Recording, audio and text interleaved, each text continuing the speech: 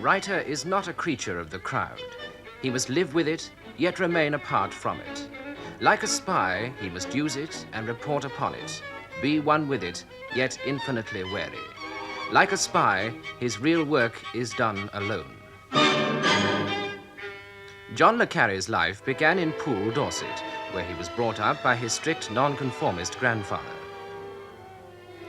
31 years later, at the top of his profession, he spent some months as a full-time writer in Crete.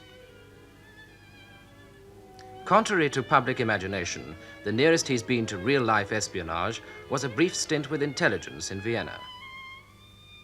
He spent his school days at Sherborne Grammar School and at Bern, Switzerland, took a first in modern languages at Oxford, and taught for some 4 years at Eton before joining the Foreign Office. Working with the Foreign Office, Le Carre came to know Germany well. He was posted first to Bonn and then to Hamburg. He was in fact in Berlin when the wall was being erected.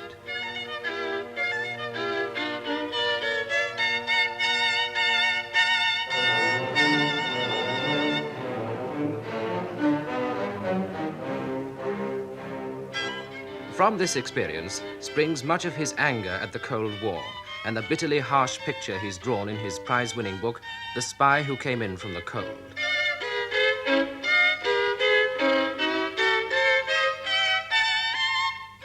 The fascinating thing about the spy war between East and West, he writes, is the way the directors live and work on the one hand with files and paper, and they plot and scheme. Then suddenly, there comes a moment of crisis when the files grow arms and legs, and then it isn't funny anymore.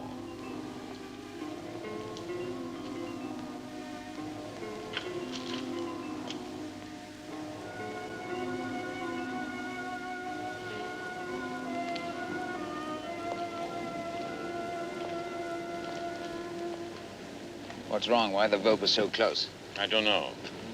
What are your orders for giving covering fire to protect a man on the run? They say shoot into the west, we shoot back, that's all. We cannot give covering fire, that's the truth.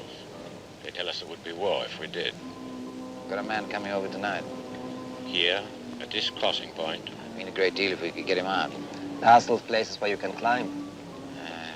Not that kind. He'll bluff his way through. He's got papers if the papers are any good. A man with a bicycle.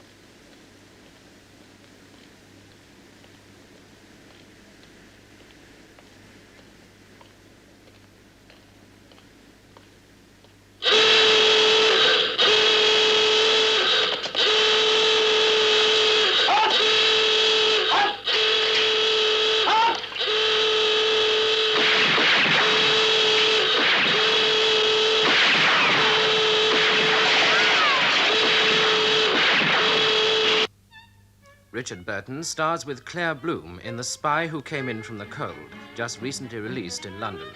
It's the story of ordinary people caught up in the net of espionage, a net that is sordid and completely without glamour. Currently, Mr. Le Carre is preparing his latest book, The Looking Glass War, for the large screen. Tonight he talks to Malcolm Muggeridge about the influences that have made his world of spies so chillingly authentic, or as he prefers to say, a world that is at least credible. I noticed that when you were, in something I read of yours, you were going through the various woes of success. One of the things that you said was that you're confronted as a successful writer with a distorted picture of your real self on television, which you're expected to admire. Yes. Well, we must try and avoid that. Although I know exactly what you mean. Yes. I think it's the most difficult thing in the world, in the situation we're placed now, here in the studio, for you to be the real person that you are? I don't know why it should be so difficult. Well, I think that, of course, one is trying, obviously, both as a writer and now appearing with you, in some sense, to sell oneself. The circumstances here are slightly different, but I have been through the circus of PR. I've appeared on television endlessly. I could write a kind of Peter Ustinov essay on how the Germans treat you, how the Americans treat you, and so on.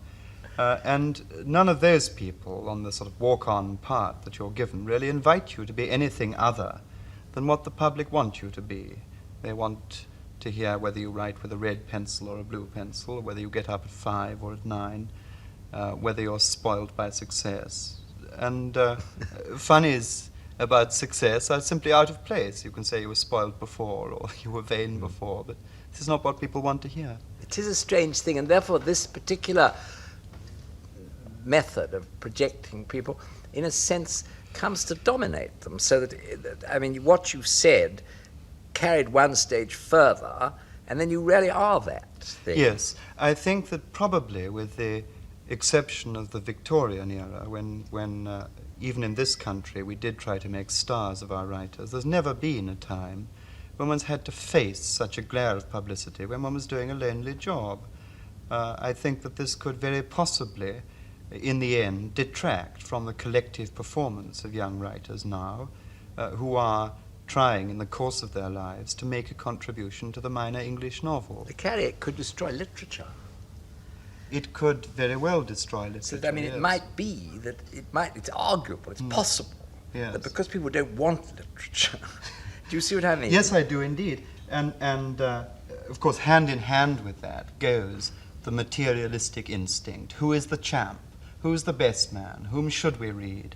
I've been in American bookshops, and I've seen people come in with a copy of Time magazine saying, please give me the bestseller list. Right. Which is super if you're on the bestseller list, but absolutely hair-raising if you're not. And it might, in the end, I mean, insofar as you and I mean a certain thing by literature, that thing might be unable to exist in these circumstances. Yes. Exactly as I read in the paper the other day that somebody had suggested that the way to work democracy was to conduct a poll, find out what people wanted in their leader, feed these qualities into a computer.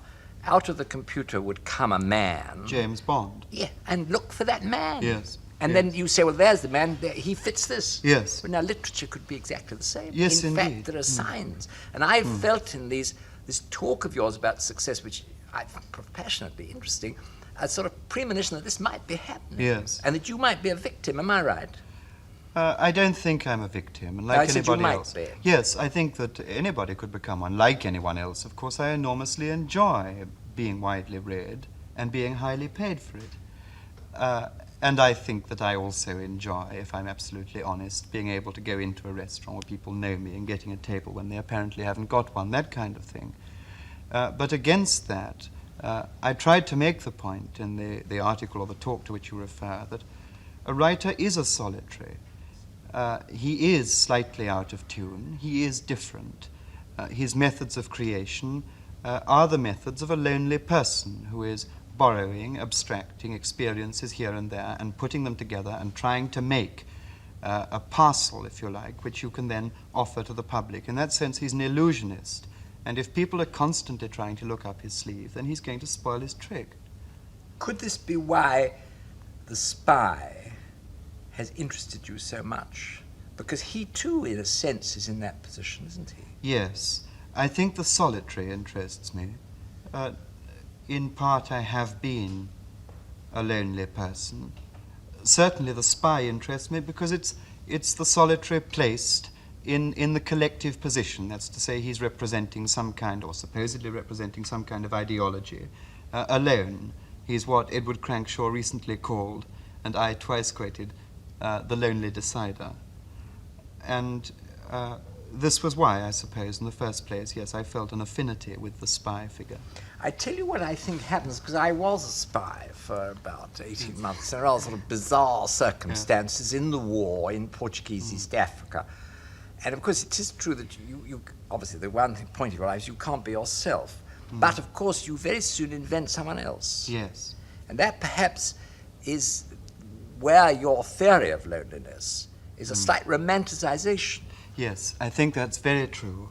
Of course, if you were to take, for instance, Koestler's Darkness at Noon, when you've taken the solitary and broken him down and brought him to the point of confession, which is what happens in Darkness at Noon, there's yet to be a story written about the romanticization of himself, which follows. Exactly. That is volume 2, when he says, really, my father didn't love me, and this kind of thing. In fact, he takes his own predicament, rather as a writer does, and then begins the work of the fantaisiste. And do you know, bearing out your point, I had a friend who was in one of these camps and afterwards got out, and he told me that the prison slang for a man who confessed was a novelist. Yes. They called him a novelist. So he's a novelist. Yes. And that meant that he was doing just what you say, Yes. that he was relieving his feelings, Yes. enjoying, in a sense, the only freedom that there Yes. is in a closed society, which is in prison, Yes. to produce a complete fantasy Yes. of himself. Well, of course, spies do this. Yes. And in a tiny way, even in the conditions of war and Portuguese Africa, one found oneself. Yes. So the reality becomes blurred. Yes. I think this is absolutely true, and again, I have tried to make the point at one time or another, and particularly in The Spy Who Came In From the Cold, that the action of a defector is not a dramatic one. He sees it perhaps in dramatic terms. His seducers put it to him in dramatic terms. But for him personally, it's a very, very small journey. And in the, talking of the jargon of the prison, in the jargon of spies, in the Russian jargon of spies, a fellow spy is called a neighbor. And it is a beautiful mate. thought. He's a mate. He's one of the profession. Yes. And like a doctor, you feel a bond with him, and you can operate on the same body. He's got Yes. more in common. Yes. Well, this I did try You to do. ram home in The Spy Who Came In From the Cold, where Lemus, the central figure, loves two people. One a communist girl, and the other a communist man. And paradoxically, and it's a deliberate paradox, by attempting to do the right thing, by approaching them out of some kind of humanitarian instinct, he destroys them both. Exactly. It is. This is a superb, in your book, is a superb analysis of that situation. What about working for films? You had to do a bit of that, haven't you? Yes, I've had a couple of goes at it, and I think that's warned me off forever. You're never going to do any more. I don't think so, no. I suppose I'll be tempted back into it. I worked quite a bit on the script of The Spy Who Came In From the Cold, but only after Paul Dane's script had been handed to me. I felt that was already very good, but it was just a question of, for them, putting back some original teeth, if you like. And that was quite painless, and I had the dubious pleasure of watching the film being made. Then I have written a script for The Looking Glass War. You did the whole script? I did a whole script for that. And I worked, of course, the book took me over 14 months to write. And I then spent, I think, 7 months on the script. And whether they will use it, I don't know. But what I did know at the end of the 7 months was that for me it was cold coffee. It's not a field that attracts you. No, it's not. And I originally made the rule when I was approached with film scripts that I would only script my own books. I think that really, if I'm ever going to go and do it again for reasons of money or whatever, that I would only script other people's. That's a good. I think that's very reasonable. But obviously, be easier. I noticed that you sort of lived around the place a lot, in this place and that place. Did you? Have you got sort of any crystallized feelings about the circumstances which are most conducive to you working well as a writer? Well, I know what I can't do, and one of those things is isolate myself entirely. We lived on Crete for 6 months. We lived on another Greek island, Spetsia, for 2 months. And I know that the only thing that is really important to me now is the company, and that was miserably lacking on Greek islands. This is really why we came back, partly for the children's education and partly because one just somehow was cut off from what we would consider as English people the warmth of human contact. Where did you write as a child? I wrote, yes, I began writing at prep school, and I was severely discouraged. Most extraordinary piece of schoolmastering. But they said this boy shouldn't write. They said he shouldn't write trash. The trash was stories rather than essays, and they said that was trash. Then I went on writing a bit at Sherborne, and I was much encouraged by a poet who was then teaching there called Robin Athill, who's now gone on to Downside. And I wrote poetry there, which was again rather a mess. And then when I left Sherborne, I decided that I wanted to paint and draw. I did a certain amount of book illustration. And when I began commuting, we were living in Great Missenden then, going up and down to London on the train every day, there was really no opportunity to draw at home any longer. We had children and so on. Then I began writing in little notebooks on the train. I think that really it was, it makes a good story to say it suddenly came into my head that I ought to write a book. That isn't true. I was looking for some kind of artistic expression and settled on that one. Having tried painting. Having tried painting, and I think that if I'd still been a schoolmaster, perhaps, I might very well have stuck to painting, but I wouldn't go back to it now. No. Are you going to go on with Spies, or have you come to the end of them as a writer? I think that certainly for the time being I've come to the end of them. I might go back to them when I have, for my own satisfaction, proved myself in other fields. I confess that partly I'm turning away from spying. I would like to go on with it in some ways. There are still some things that I want to say, but I turn away from it because it's become such a commercial product. One is, because of the champ instinct, one is constantly being compared, not only with one's own performance, but with the performance of one's supposed rivals. That one is drawn into a race which, for my part, I find abhorrent. I'm not, it isn't a question of knocking other people. I don't happen to like Fleming. I do happen to like Dayton in parts. But I do resist the obstacle race that I'm supposed to be running with them. It isn't opting out. It's, in a sense, opting into what I want to do. I rather hope you do finish the Spies. I tell you why particularly, because I think that this obsession with spying and with subterfuge is a sort of false mysticism. I mean, I think it's an age which has no mysticism, no sense of a secret world. Yes. I mean, the greatest sense of a secret world is the mystic, isn't it? Yes. He thinks of a marvelous secret world. Mystic is the right word, because Yeah. it's unmediated communion. Right. And there is nobody between him and those who control him. Yes. Right. Yes. And therefore, I think it's a sort of false mysticism, which you work out intellectually, but of course I would say, in the case of Fleming, produces something very base, very vile. Yes. I'm not sure. I think we have this in common, that Fleming apart, as it were, we both dislike Bond. I'm not sure that Bond is a spy, nor for that matter is he a mystic. I think that it's a great mistake, if one's talking about espionage literature, to include Bond in this category at all. It seems to me that he's more some kind of international gangster with, as is said, a license to kill. He's a man with unlimited movement, but he's a man entirely out of the political context. It's of no interest to Bond who, for instance, is President of the United States, or who is President of the Union of Soviet Republics.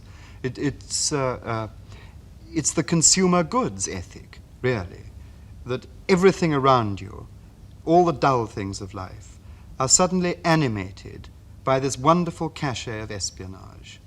The things on our desk that could explode, our ties which could suddenly take photographs. These give to a drab and materialistic existence a kind of magic which doesn't otherwise exist. A low magic. A low magic. That's my because, point, low. Yes, and they even are a kind of social soporific, because they convince us that the material things which so desperately need animation are of themselves in fact sufficient. Right. Whereas, of course, the true mystic sees, I mean, like Blake or something like that, Yes. he sees in the phenomenal world, he sees a glow and a glory which is coming because of their participation in the whole nature of life, which is Yes. something quite different. Yes, I think that the true mystic, in some way, needs that communion we were talking about. His real relationship is with his controller. Which is God. Which is God. It must be. If you take the case, for instance, of Petrov, isolated from his controller by 6,000 miles or more, Canberra to Moscow, I think that he must have taken a real pleasure in these sort of ex cathedra orders. Where will you meet a man? On what street corner? What car will you hire? How much will you pay him? What dialogue will you raise with him? These things, which no ordinary person could conceivably accept as a discipline. These he needed. They give significance. They give significance to trivial things, yes, which is what he wants. And I think that in such isolation, when such a person defects, as Petrov did, it was almost to feel on his own back the wrath of those who controlled him. And children behave in this way. How many other writers about spies influenced you much? I suppose Green, of course. One sees that in your style a bit. What I love in Green, in every book he writes, is this sense of a moral search, still within the content of a story. But they are solitaries in search of some kind of fulfillment. There are paradoxes, of course, which we know, that they in some way approach God through sin and things of this kind. But it is the moral search of a lonely man that in Green, as in Conrad, attracts me irresistibly, I must admit. I read the political books. I read Yes. The Secret Agent and Under Western Eyes, Yes. which are two, in my opinion, marvelous Yes. studies of this particular thing Yes. that we're talking about. Yes. Classics Yes. in the Yes. field that you've Yes. written in. You would agree with that? Yes, I would. Have you delved much in this literature, this sort of documentation of espionage, the Royal Commission reports and all Yes. these things? Well, the Petrov case, which I referred to, fascinated me. The Guzenko case, which was again marvelously documented, I followed closely. Then I did plod round some of the more notorious post-war German spy trials, Felfer and Clemens. This was a marvelous, absolutely marvelous case. These were two people in the employment of the Federal, the West German intelligence agency. Both of them had Nazi records. Both of them were recruited by the Russians at the same time to work as double agents within the Federal German intelligence agencies against the Germans. And both on the 10th anniversary of their employment by the West Germans, which incidentally coincided with their recruitment by the Russians, celebrated with their wives at dinner the receipt of a citation from the Russians and a medal from the Germans. And this happy quartet was arrested a few days afterwards. It was beyond belief. But of course you can't, unless you're Graham Greene in Our Man in Havana, you cannot write about the realities of spying. It's too much fantasy. It's too ridiculous. If you write about Commander Crabbe, poor man with an antiquated frogman's suit, which, if reports are to be believed, was actually repaired with a puncture outfit, then you'd be laughed out of court. And the pundits, Maurice Richardson and Kenneth Alsop, will say, out with this, the man's lampooning what is holy. Yes.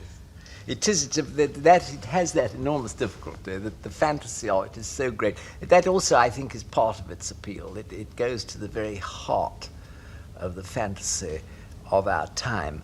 What about your schoolmastering days at Eton? I know one of your books is set in a scene which I assume to be based on analogous. Eton. Did you enjoy that? I don't think I did, really.